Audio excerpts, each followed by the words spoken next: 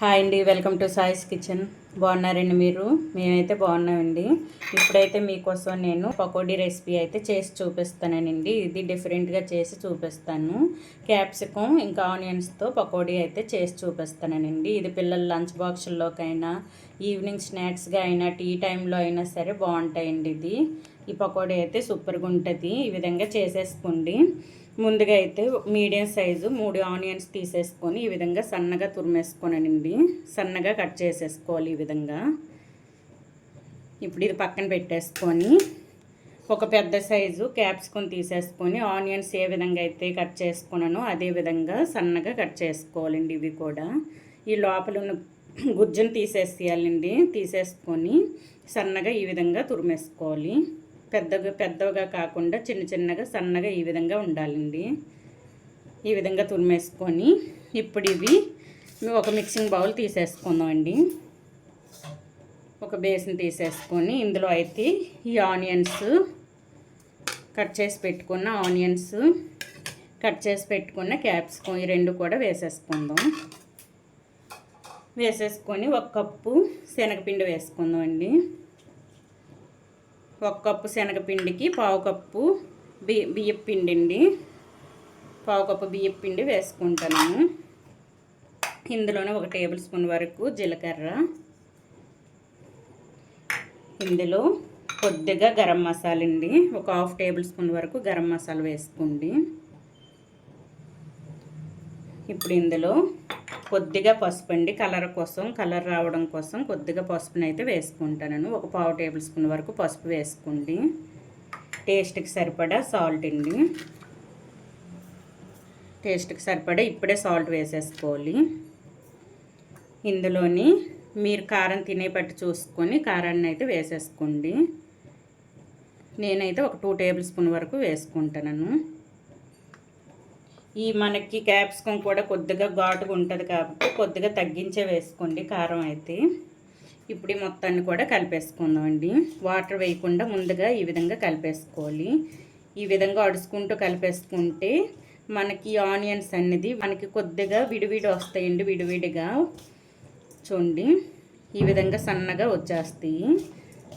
మనం ఈ విధంగా ప్రెస్ చేసుకుంటూ కలిపేసుకోవడం వల్ల ఇవన్నీ కూడా మంచిగా ఈ పిండిలో కలుస్తాయండి. మనం వేసుకున్న కారం ఇంకా గరం మసాలా ఇవన్నీ కూడా మంచిగా కలుస్తాయి.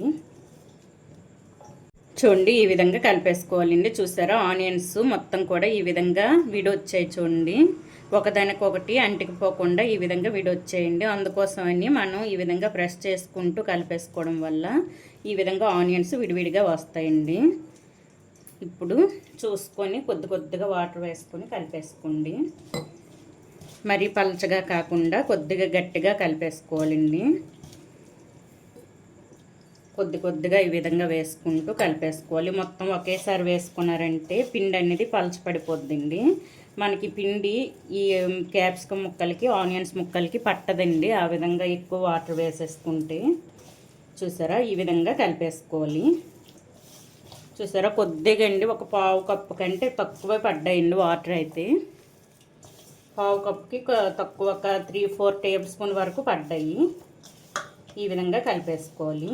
చూసారా మనకి ఈ విధంగా ఉండాలండి. మరీ పలచగా కాకుండా ఈ విధంగా పకోడీ చేసేటప్పుడు ఈ విధంగా కలిపేసుకోవాలి.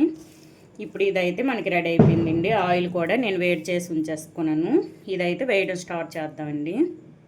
చూడండి ఆయిల్ కూడా పెట్టేసుకున్నానండి. ఆయిల్ వేడైందో లేదో చిన్న పిండిని అయితే వేసేసుకుందాం.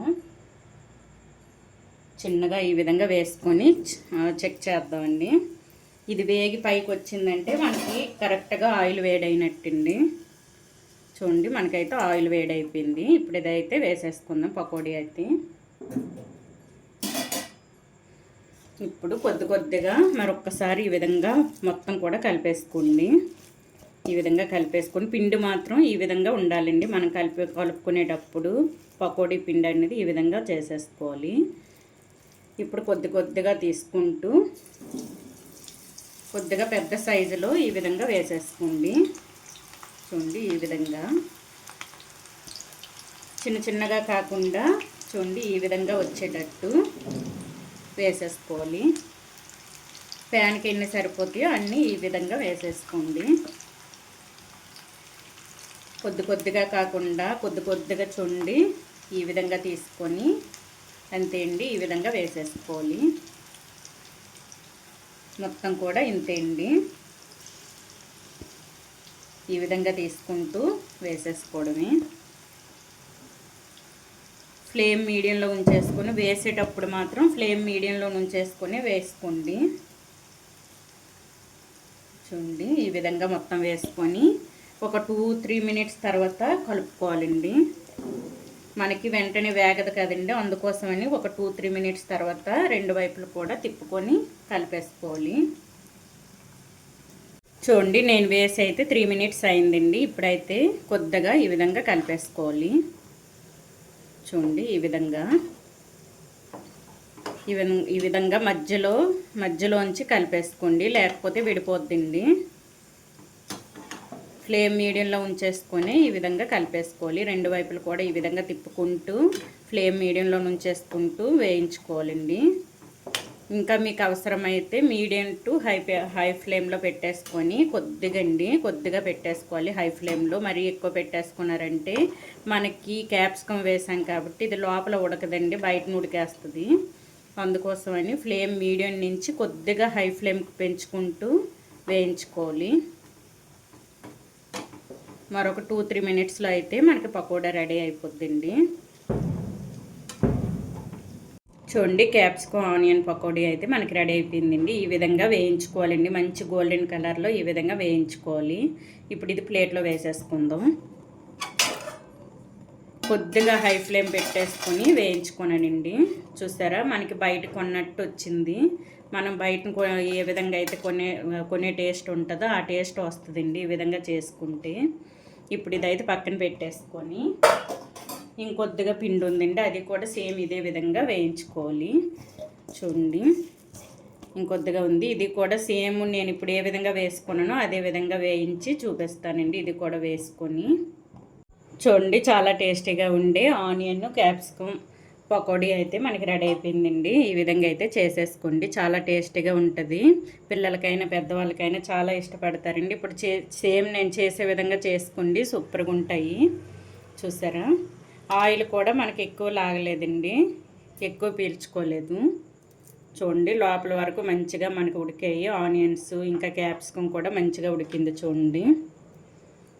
చూసారా క్యాప్సికం కూడా మంచిగా ఉడికిందండి.